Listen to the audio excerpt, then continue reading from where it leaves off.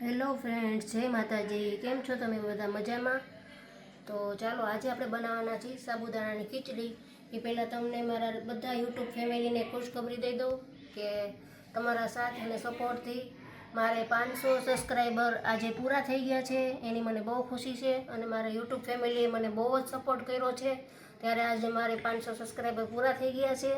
તો આવો નવો સપોર્ટ મને કરતા રહેજો એવી મારી તમને નમ્ર અપીલ છે. તો મને આજે બહુ જ ખુશી છે. તો આજે આપણે બનાવવાના છીએ સાબુદાણાની ખીચડી. એના માટે મેં સાબુદાણા લીધા છે.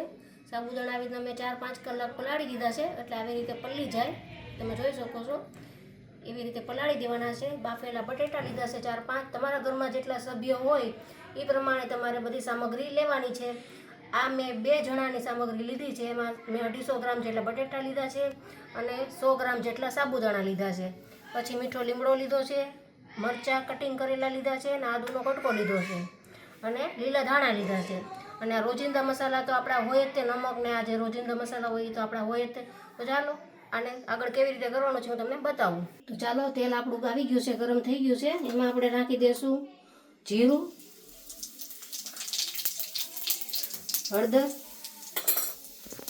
આ મીઠો લીમડો નાખી દઈશું આપણે, બટેટા નાખી દઈશું આપણે, સારી રીતે હલાવી લઈશું.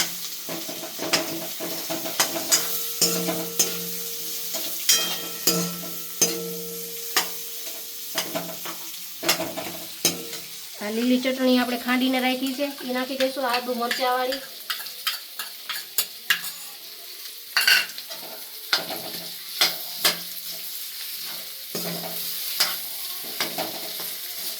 થોડીક વાર હલાવી લઈશું આપણે એને સરસ રીતે.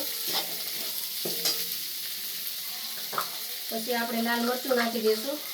જોતા પ્રમાણ લીલા નાખ્યા છે એટલે લાલ આપણે જોતા પ્રમાણમાં નાખશું.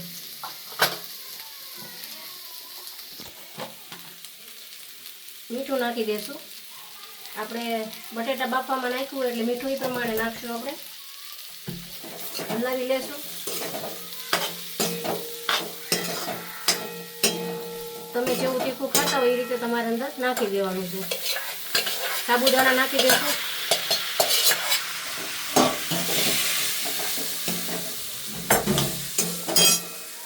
સરખી રીતે આપણે એને હલાવી દઈશું.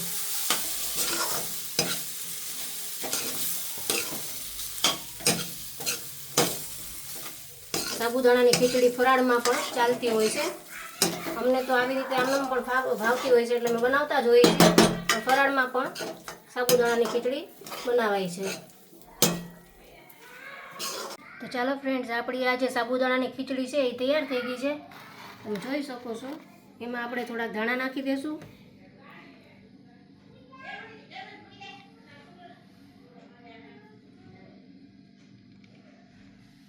થોડુંક લીંબુ નીચોવી દઈશું. લીંબુથી આનો ટેસ્ટ બહુ સરસ આવતો હોય છે એટલે લીંબુ નાખી દઈશું.